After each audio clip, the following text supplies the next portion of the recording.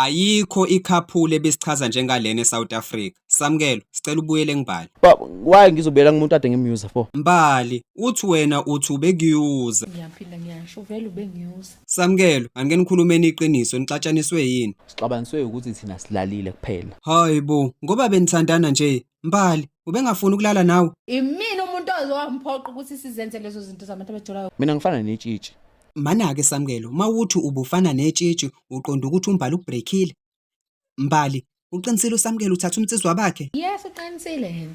Iyo, Samkelo, Umbali mesediniwe uyingozi kakhulu, akakaza kushaye. Sekwanginyaza ngishaya. Mbali, wawumkenyelana uSamkelo? Ngiqalile ijim ngani?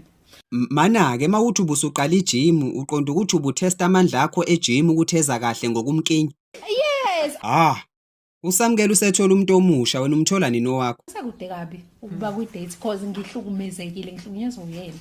Amazwi akho Mbali usangabuyelana noSamkelo. Samkelo, siyacela nibuyelane nibe ile couple esiyithandayo yase-South Africa. Ngeke ngenze lonto leyo. Awukahle Samkelo, cela usondele ngibali niqabulane. Uyangidakela fuseka. Yo.